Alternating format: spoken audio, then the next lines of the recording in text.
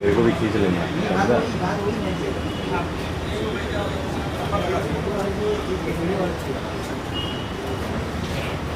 आइए। अब आपका मुंबई आगमन हो तो नहीं रहेंगे तो ये भी गलती है।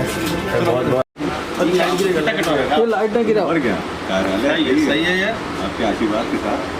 हाँ ये देखिए, ये आते ही हमको खिता करने का मौका दे दिया संजय जी। आइए सर अंदर। अरे भाई हीरो लोग कुछ ना कुछ करना पड़ता है। शुरू करो। राकेश सर, बहुत बहुत स्वागत आपका मुंबई में। सबसे पहले तो मीडिया आज आपसे मिलने आई हुई है, बहुत सारी बातें यहाँ होगी। मुंबई में आप आए हैं, क्या खास वजह रही है, क्या कुछ आपके प्रोजेक्ट्स हैं जिस पर काम करना है? सबसे पहले तो मुंबई में आने के बाद सर्वप्रथम जितने भी हमारे मीडिया सहकर्मी हैं सभी दोस्त हैं, और मुझे लगता है कि इन सभी के आशीर्वाद से ही मुंबई में पिछला 2013 में मैं पहली बार आया था, उसके बाद 2022 चल रहा था। इतने दिनों के सफ़र में हमेशा मीडिया का बहुत सपोर्ट मिला, खास करके हमारे इंडस्ट्री में, जिस इंडस्ट्री में हम वर्क करते हैं। और थोड़ा सा एल्बम और सिनेमा का जो गतिविधि हुआ बीच में, उसके कारण कुछ लाइफ में चेंजिंग भी हुई, शादी विवाह हुआ, तो उस मैटर के थ्रू अब थोड़ा उधर भी रहना पड़ता है, इधर भी रहना पड़ता है। लेकिन मुंबई एक कहा जाता है कि मुंबई है और हम लोग के फील्ड के लिए सबसे बड़ी जगह है, और एक सीधा लाइन है कि मुंबई मेरी जान हम लोग बोलते हैं। तो कोशिश रहता है कि मुंबई जब हम चले तो कुछ नया सोच के चले, नया करने के लिए चले, तो इसलिए फिर इस बार मुंबई में आए हैं कुछ प्लानिंग के साथ ही। चलिए ठीक है। ये सवाल है कि आजकल वैसे तो बहुत सारे लोग इंटरव्यूज देते रहते हैं, लेकिन आपके इंटरव्यूज बड़े लेवल पर वायरल हो जाते हैं। हाल ही में एक वायरल हो गया था, तो वाकई में आरोप भी ये लगा कि भाई एक बनावटी है, या फिर आप रियल बताएं कि सच में आप गुस्सा हो गए थे? क्योंकि राकेश मिश्रा जी को गुस्सा होते जल्दी देखा नहीं जाता। नहीं, बात ये था ना कि मेरे बारे में जितना सब लोग जानते हैं, और वो बनावटी जानते हैं वो मुझे नहीं पता है, जो रियल जानता है मुझे, मैं बहुत क्लियर कट रहता हूँ लाइफ में, चाहे वो पर्सनल लाइफ हो चाहे प्रोफेशनल लाइफ हो।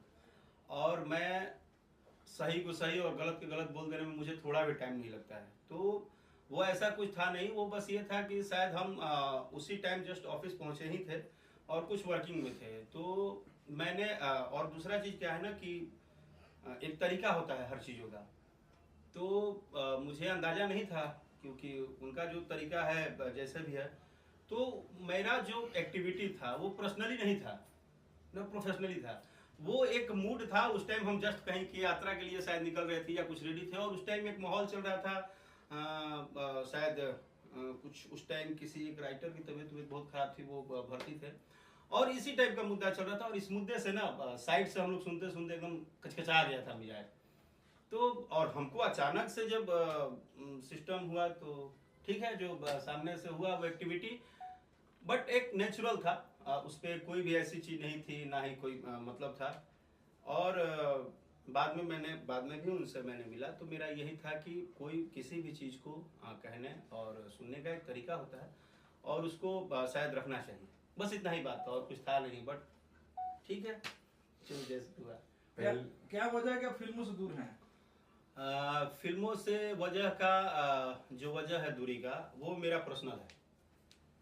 मैंने डिसाइड किया, और मैंने डिसाइड किया तो मेरा डिसीजन अभी तक तो मुझे सही ही लग रहा है। क्योंकि अगर आप किसी भी इंडस्ट्री में काम करते हो तो आपको अनुमान लगाने का तो होना चाहिए अंदाज़ा, कि हम अभी कहाँ चल रहे हैं, किस तरह से हैं। मैंने जब लगातार 2013 से लेकर 2019-20 तक मैंने सिनेमा किया, उसमें जैसे मेरी एंट्री जिस फिल्म से थी, वाकई वो फिल्म थी प्रेम दीवानी।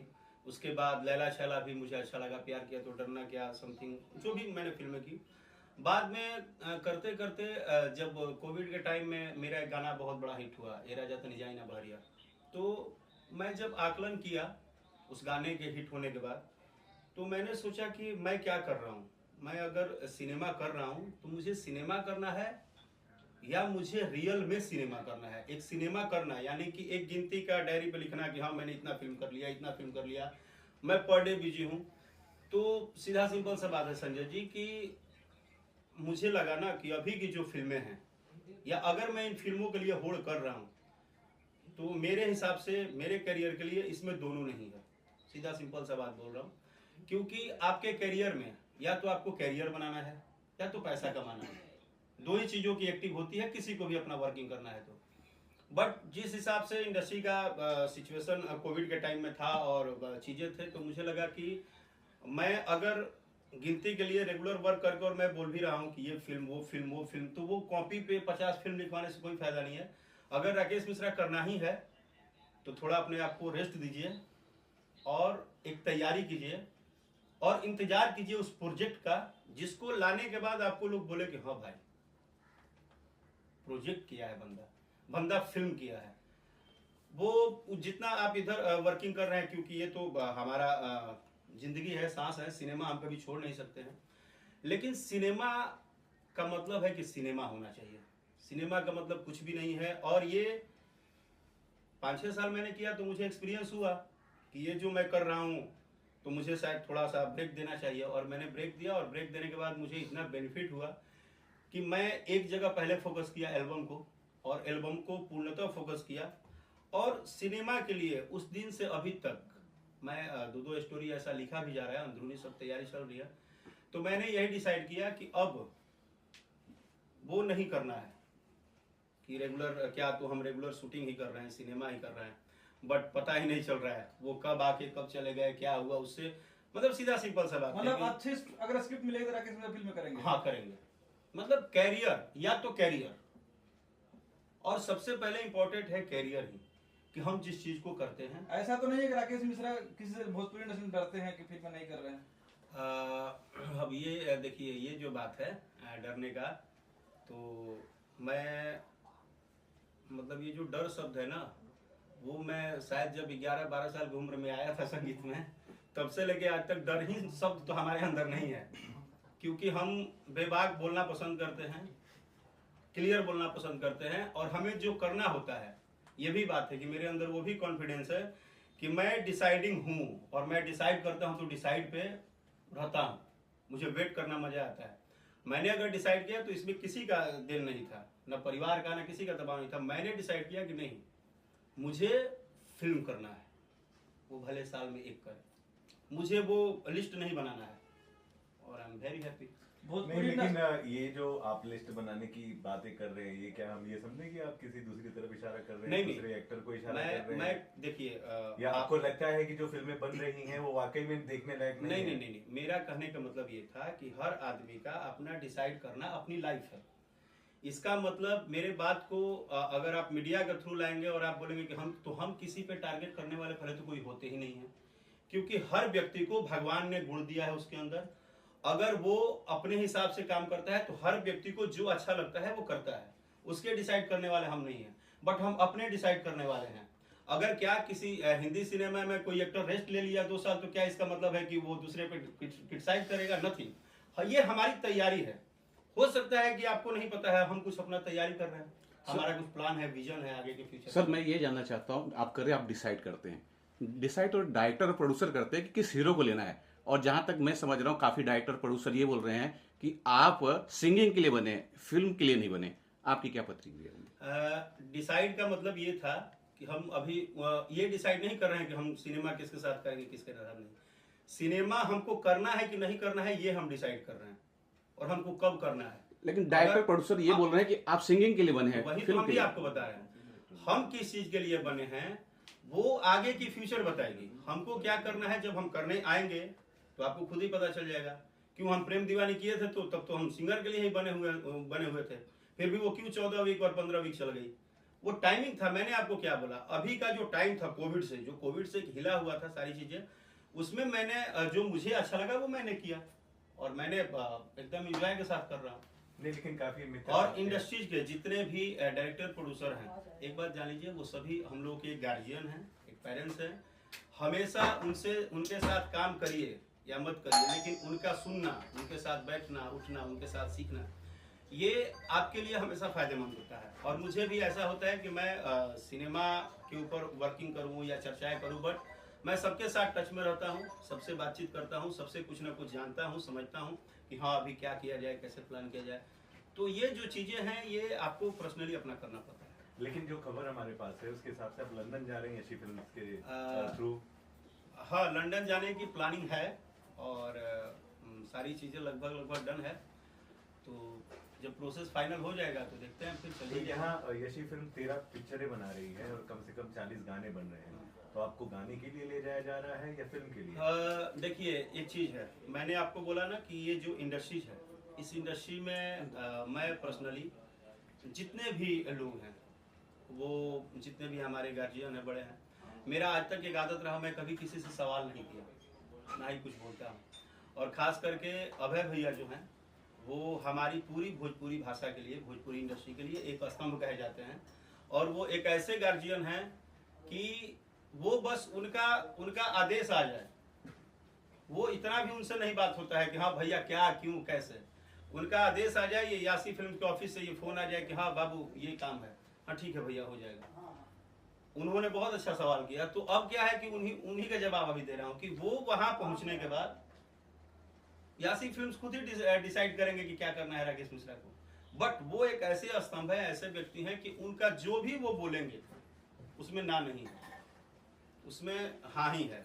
और इसलिए कि भैया ने हमेशा भोजपुरी और भोजपुरी भाषा के लिए बहुत, आज जहाँ भी भोजपुरी, जहाँ से भोजपुरी सिनेमा शुरू हुआ था, आज लंदन तक ले गए, सिंगापुर तक ले गए, मलेशिया तक ले गए, जहाँ भी ले गए, एक उनका बहुत बड़ा पर्दा के पीछे, वो एक प्रोड्यूसर के तौर पे एक पर्दा के पीछे भोजपुरी भाषा के लिए जो उन्होंने किया, वो काबिले तारीफ है। और भैया का बहुत बहुत शुक्रिया और आभार कि आप हमारे इंडस्ट्री को, हम लोग जो गांव से लोग आए थे, कभी हम सोचे भी नहीं थे कि हम विदेश में जाएंगे, विदेशों में हमारी चीज़ों को ख्याति मिलेगी। तो इसके लिए यासीन फिल्म और अभय सिन्हा भैया के पूरी टीम को मेरे तरफ से बहुत बहुत धन्यवाद। सर, रीजनल सिनेमा सभी लैंग्वेज में अच्छा कर रहे हैं, गुजराती की बात करें, कन्नड़ा की बात करें, मराठी सिनेमा में अच्छे कंटेंट आ रहे हैं, लेकिन भोजपुरी सिनेमा क्या वो अश्लील? आपका नाम क्या है? राकेश।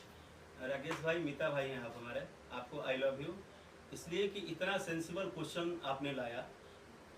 अब शायद मेरा, जितने देर से आप लोग मुझे बातों में जो फंसा रहे थे अपने, मेरा फाइनली जवाब आपने दे दिया कि हम रीजनल में बड़ा होने के लिए हमको ब्रेक लेना पड़ेगा, हमको सोचना होगा, हमको उसके आसपास की बहुत सारी चीज़ों पे सोचना होगा कि क्या जो हम पिछले 10-12 साल से बना रहे हैं उससे अब अलग सोचना चाहिए। या जैसे भैया ने बोला ना, जैसे क्या होता है कि हमारे साथ जो सिनेमा बनाते हैं, हमारी टीम, हमारे प्रोड्यूसर्स, हमारे डायरेक्टर, हमारे को एक्टर, उन सबके साथ भी ना एक हाथ बंधा हुआ है। कारण क्या है कि अगर हम लगा देते हैं, चलिए आपने बोला अगर कोई ऐसा माँ वैष्णो देवी करेंगे, कोई ऐसा व्यक्ति आया बोला कि चलिए हम भोजपुरी पे 10 करोड़ लगा रहे हैं, बट जिस दिन ये लाइन वो बोलेंगे, एक बार रात को वो टेबल पे बैठेंगे भी कि क्या पूरे इंडिया जोड़ के 10 करोड़ का रिकवरी है, क्या हम मल्टीप्लेक्स में लगते हैं, क्या हमें देखने वाले लोग पूरे परिवार के साथ जाके 3 घंटा बैठ के देखते हैं।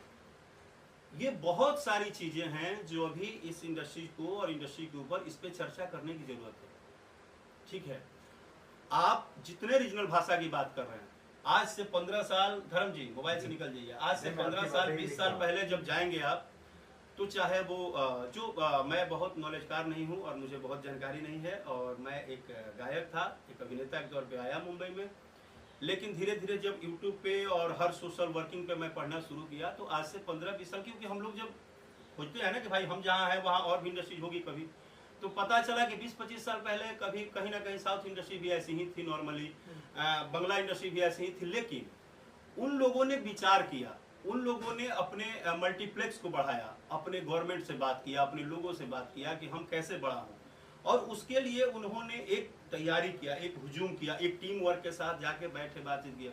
आई होप, मुझे लग रहा है कि हमको नहीं पता है, लेकिन हमारे इंडस्ट्री में भी जितने हमारे बड़े गार्जियंस हैं, जितने बड़े प्रोड्यूसर्स हैं, जितनी बड़ी कंपनियां हैं, वो भी अंदर अंदर कहीं ना कहीं इसके तरीके में, क्योंकि कोई भी व्यक्ति अपने सक्सेस के लिए दिन रात कुछ ना कुछ प्रयास जरूर करता है। हमारी इंडस्ट्री भी हो सकता है कि अंदर अंदर प्रयास कर रही होगी कि मल्टीप्लेक्स में क्या ऐसा किया जाए कि पूरे इंडिया के मल्टीप्लेक्स में या बिहार यूपी के मल्टीप्लेक्स में भोजपुरी का लगना एकदम अनिवार्य हो जाए। तो शायद जिस दिन हमारा तरीका बदल जाएगा, हमें जगह मिलेगा। हमारे सिनेमा बहुत अच्छे बन रहे हैं, एक बात ये आप मानिए कि अभी फिलहाल जो भोजपुरी फिल्में बन रही है वो पहले के अपेक्षाकृत बहुत अच्छी बन रही है, पारिवारिक भी बन रही है, सिस्टमेटिक भी बन रही है, और कंटेंट भी हो रहा है। हाँ, अब जो आप बात कर रहे हैं ना कि थोड़ा सा ऊपर उठ के, तो उसके लिए बजट लगता है। और बजट तभी कोई आप पे लगाएगा जब आप रिकवरी करेंगे। और रिकवरी के अगर तौर पे देखा जाए तो ये फैक्ट है कि जब तक मल्टीप्लेक्स और आपको अच्छे थिएटर का सेंटर नहीं मिलेगा तब तक मुश्किल है। सर आपको लगता है कि जो सुपरस्टार्स है जैसे केसारी लाल जी और पवन जी, निरहुआ जी, उनको एक स्टेप आगे लेना चाहिए जिससे कि लोगों के जो दिमाग में जो चीज़ें हैं, जैसे अश्लीलता की बात करें, तो वो चीज़ें बदलेगी अगर सुपरस्टार लोग ये इनिशिएटिव लेते हैं तो? देखिए, सबसे पहली बात है कि हमारे जितने भी बड़े भाई हैं, चाहे वो दिनेश लाल यादव जी हों, रवि किशन जी हों, पवन भैया हों, खेसारी जी हों, चिंटू भाई हों, रितेश भाई हो, समथिंग हम सबको बोल रहे हैं। हम तो फिलहाल अभी कुछ दिनों से वो हैं तो हम ज़्यादा कुछ अपनी बात नहीं रख सकते हैं, बट ये जितने भी लोग हैं, आप मानिए या मत मानिए, ये सारे लोग अंडर टेबल लेवल पे प्लानिंग तो कर ही रहे हैं। क्योंकि जिस तरह आपको चाहत है ना कि हमारी इंडस्ट्री बड़ी दिखे, उसी तरह उनको भी दिन रात ये चाहत है, अंदर एक मन में उनके भी कहीं ना कहीं वो दिन रात सोच रहे हैं कि हम इसका कोई रास्ता निकालें। और इसके लिए शायद ये लोग निकाल भी रहे हैं, अंदरूनी इन लोगों की कुछ तो चल रही है। क्योंकि जो बड़े स्टार्स होते हैं ना, स्टार्स ऐसे ही नहीं होते हैं। आज आप बात कीजिए, जितने भी आपने बोला कि हमारे बड़े स्टार्स हैं, वो बहुत मेहनत करते हैं, चाहे पवन भैया हो, खेसारी जी हो, समथिंग जितने भी लोग हैं, जितने भी हमारे भाई हैं या प्रोड्यूसर हैं, डायरेक्टर हैं, मेहनत सारे लोग कर रहे हैं। हर आदमी से आप मिलिएगा ना तो जिसे पूछिएगा कैसा सिनेमा बना है तो बोलते हैं कि अरे गर्दा बना है, सिनेमा बना है। तो कहने का मतलब है कि उनका ऊर्जा है, वो तैयारी में भी लगे हैं। कभी कभी ऐसा हल्ला हो भी रहा है, जैसे देखिए एक फिल्म का ट्रेलर देखा था मैं, गबरू या गबरू ना, महेश पांडे जी बनाए हैं। वाकई मुझे ट्रेलर बहुत अच्छा लगा। एक माई करके कोई फिल्म अभी बन के आया है, हाँ, दिनेश भैया का, बहुत अच्छा फिल्म लगा। तो यानी कि हम प्रयासरत हैं, हम 1 CR 1.5 CR 2 CR में घुस भी रहे हैं। बस वही प्रॉब्लम हो जा रही है कि हमको दिखाने का जो सिस्टम है ना, वो शायद अभी जो पहले जिस तरह से, पहले तो चलिए क्लियर था कि सिंगल थिएटर था तो एक घूम में चलते थे, बट अब कहीं ना कहीं भोजपुरी को मल्टीप्लेक्स की जरूरत है as a recovery, as a cinema हम अच्छा। सर ट्रेलर की बात की आपने, अभी 2 ट्रेलर आए, एक बोल राधा बोल और हमारा स्वाभिमान। सर आपने देखे हैं दोनों? मैंने दोनों ट्रेलर देखे। सर आपको कौन सी ट्रेलर अच्छे लगे? मुझे दोनों ट्रेलर अच्छे लगे। इसमें और जोड़ते हैं कि दरअसल एक नहीं 4 ट्रेलर आए हैं। हाँ राइट। तीसरा ट्रेलर जो है वो निरहुआ जी की फिल्म आर्मी का है, और चौथा जो ट्रेलर है वो रितेश जी की फिल्म प्रजातंत्र का है। खास बात ये है कि चारों ही फिल्में एक ही दिन 28 तारीख को रिलीज हो रही है। तो सवाल 2 है कि चारों में से बेस्ट ट्रेलर कौन सा था आपका, और दूसरा चारों ही अपने आप में कहीं ना कहीं पहुंच चुके हैं। एक साथ बॉक्स ऑफिस पर आना कहीं ना कहीं प्रोड्यूसर्स को नुकसान तो नहीं है जिन्होंने 1 CR 2 CR तक लगाया? देखिए, अगर मुझसे आप पूछते हैं कि सिनेमा कैसा था ट्रेलर, तो मैं आपको सच सच बता दूं, राकेश मिश्रा का जो काम है वो एज ए सिंगर भी और एज ए एक्टर भी, मैं इस इंडिया में रिलीज होने वाले किसी भी भाषा और किसी भी सॉन्ग को, ऐसा नहीं है कि सुबह का 5 घंटा सिर्फ मुझे मेरा यूट्यूब इस सर्चिंग में जाता है कि आज कितनी चीज़ें आई और मुझे देखना है, इसलिए कि मैं वहाँ पे सीधा बोल रहा हूँ, मैं वहाँ पे एज ए दर्शक कभी नहीं देखता। मैं as a actor, as a technically और as a singer, as a actor के तौर पे मैं उसकी कंटेंट को देखता हूँ। ये कंटेंट क्या है, ये कंटेंट क्या है, ये कंटेंट क्या है, प्रतिभा किसने क्या किया है। एक्टर सारे अच्छे होते हैं सर, एक बात समझ लो, लेकिन फिर भी हम किसके भरोसे होते हैं? अपने श्रोता के भरोसे, अपनी जनता के भरोसे, ठीक है। उसी तरह से सबका भोजपुरी में ही डायलॉग है, सब में फाइट एक्शन है ही, गाने हैं ही। अब ये जो डिसाइड है, ये जब आप थिएटर में जाएंगे तो वहाँ पे आपको, हमको, किसी को डिसाइड करने की जरूरत नहीं है कि कौन कितना बड़ा, कौन कितना छोटा। जब जनता में जाएगा तो जनता की वोट मत आपको बता देगी कि कौन कहाँ है, पहली बात, इसलिए कि वो जनता का चीज़ है। लेकिन अगर हमसे पूछेंगे तो जितने भी ट्रेलर की आप बात की, हमने सब सारे ट्रेलर देखे हैं, हम आपको बता दें। और सारे ट्रेलर में मुझे सबसे अच्छी जो बात लगी कि हम आगे बढ़ रहे हैं। बस मुझे इसी बात का खुशी है कि हमारा जो प्रयास है, सिनेमा जो अभी दिख रहा है, जो ट्रेलर दिख रहा है, जो बनाने का स्टाइल दिख रहा है, जो कंटेंट दिख रहा है, वो कहीं ना कहीं हम आगे बढ़ रहे हैं। बस यही है। राकेश सर, अपने ऑडियंस और अपने चाहते दोस्तों के लिए क्या कहना चाहिए? देखिए, हमारे ऑडियंस ना हमेशा ये बात बोलते हैं कि हमको भोजपुरी सिनेमा देखना है, लेकिन उनका एक छोटा सा शिकायत है दुबे जी, उनका छोटा शिकायत है, आप लोग रोज मीडिया में दिखाते हैं, सुनाते हैं। किसी दिन ये भी लिखिए ना कि आप लोग अपना मत दीजिए, अपनी बात रखिए, आपको कैसे चाहिए, कैसे देखेंगे आप सिनेमा। सारे दर्शक हम लोग जब स्टेज शो करते हैं तो हम लोग बोलते हैं कि भैया थिएटरवा में जाके देखा सिनेमा, बोलते हैं भैया 3.5 घंटा बर्दाश्त ना होला। तो जिस तरह हमें आपको सुविधा चाहिए, हमारे देखने वाले सुनने वाले दर्शक को भी अब सुविधा चाहिए। वो 3 घंटा चोय चोय वाला पंखा में नहीं बर्दाश्त कर पा रहे। मैं सिंपल सा बात बोल रहा हूँ, जिस दिन भोजपुरी सिनेमा को मल्टीप्लेक्स दे दिया जाएगा, फिर आप देखिए भोजपुरी सिनेमा का रिकवरी और भोजपुरी के दर्शक। सर आपके दर्शक थोड़े कम हैं, 35 करोड़ 40 करोड़ आपको सुनने और देखने वाले लोग हैं। बस आपको एक जगह देना पड़ेगा अच्छा, जहाँ की पूरे परिवार के साथ वो लोग बैठ सके, सिनेमा को एंजॉय कर सके, थोड़ा एसी चले, थोड़ा माहौल ठीक हो। तो ये बहुत जरूरी है। सर मुझे एक प्रतिक्रिया चाहिए। ऐसा कहा जाता है कि भोजपुरी जो इंडस्ट्री है वो म्यूजिक माफिया उस पर राज करती है, आप क्या कहना चाहेंगे, आपका क्या अनुभव उस पर? सर भोजपुरी जो इंडस्ट्री है ना, इस पे भोजपुरी भाषा राज करता है। मेरे पॉइंट को समझिए, इसमें ये संगीत है, संगीत में माफिया डॉन ये सब नहीं होता है। संगीत एक समुद्र है और समुद्र में आप भी जाइए तो आपको भी खड़ा होने का लहर आपको बर्दाश्त करना है कि लहर आ रहा है तो लहर बर्दाश्त कीजिए। ये एक भाषा है और एक भाषा को, एक भोजपुरी इंडस्ट्री को बढ़ाने के लिए जो भी जहाँ है, मैं इतना जानता हूँ कि वो सारे लोग प्रयत्न कर रहे हैं। और आई होप कि हर चीज़ का एक टाइम होता है, एक टाइम आएगा जब आपको ये सवाल भी करने का मौका नहीं मिलेगा। उस टाइम तक इंडस्ट्री अलग स्वरूप में होगी। लेकिन इस बात का आपको भी गर्व होगा, मुझे भी गर्व है और सभी सुनने वालों को गर्व होगा कि आज भोजपुरी भाषा ही है जो पूरे इंडिया और इंडिया के बाहर बॉलीवुड के गाने के बाद, चाहे वो सिनेमा का कोई गाना बजे, चाहे एल्बम का बजे, सबसे ज़्यादा गाना भोजपुरी का ही बजता है सर। तो ये हमारे लिए प्राउड की बात है। आज आप सोशल मीडिया पे और जितने भी न्यूज़ बनाते हैं डाल लीजिए, लेकिन भोजपुरी का न्यूज़ आप डालिए, लाइव न्यूज़ डालिए, छोटा सा न्यूज़ डालिए, बट उसको सुनने वाले दर्शक हैं, वो इंटरेस्टेड रहते हैं। तो भोजपुरी आप लोग के आशीर्वाद से, आप लोग का जो आप इसमें अभी मुंबई सिनेमा जो है उसमें हमको लगता है कि बहुत अहम रोल मीडिया का है, क्योंकि आप लोग आजकल पब्लिक तक हर बात पहुंचा देते हैं। पब्लिक भी आजकल घर बैठे भाई हर चीज़ यूट्यूब से देख लेती है। तो भोजपुरी को भोजपुरी की तरह अगर देखिएगा तो ये भाषा का जगह है। इसमें हम बड़े, वो छोटे, वो बड़े, वो छोटे, वो ऐसे, ये सब कुछ नहीं है। जहाँ भी जो कर रहा है, भले कोई कहीं भी करे, काम भोजपुरी के लिए नहीं कर रहा। सर छठ का शायद आपका एक गाना आया है, मैं देख रहा था यूट्यूब पे, 2 लाइन अगर सुना दे दो।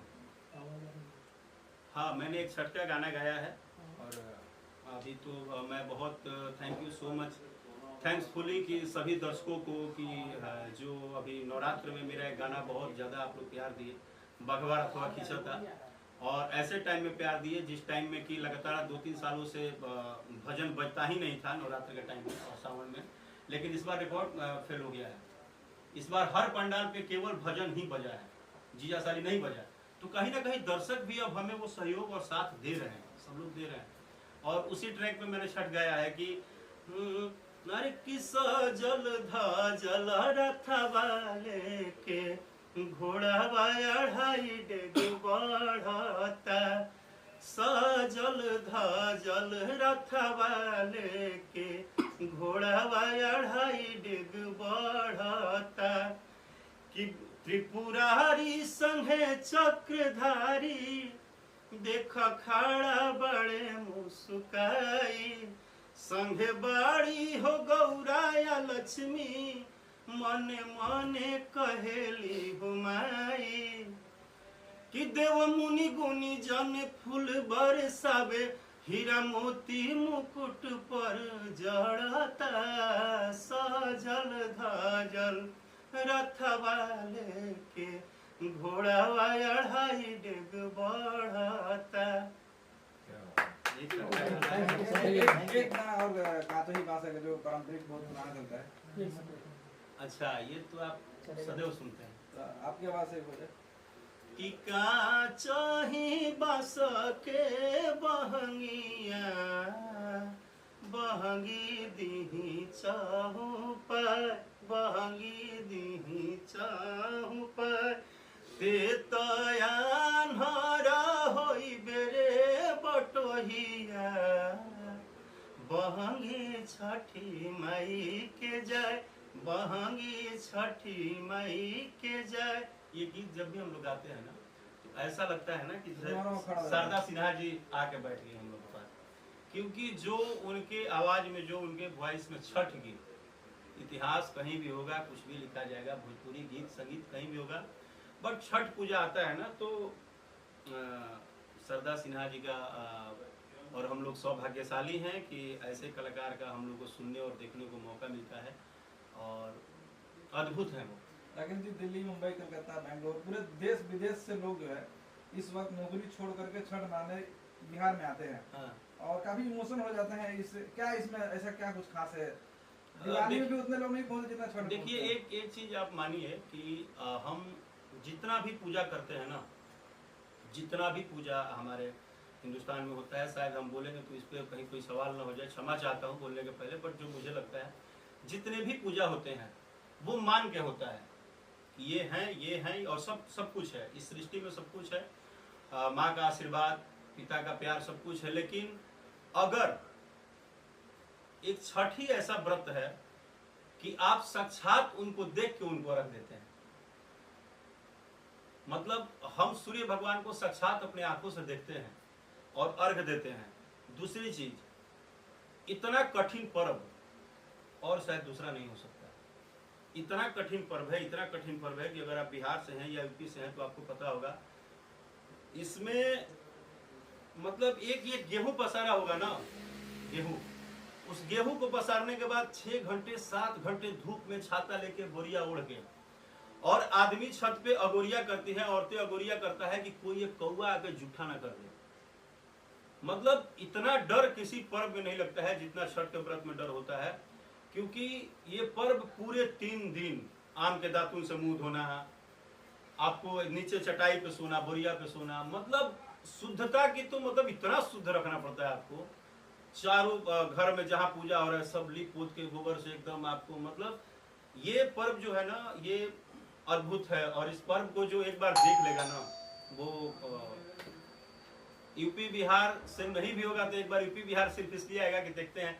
और इतना अच्छा लगता है जब आप घाट पे जाएंगे, तो घाट पे जब जाइए तो मने लगता है कि साक्षात धरती पे ना कोई एक अद्भुत मेला लगा हुआ है भगवान का।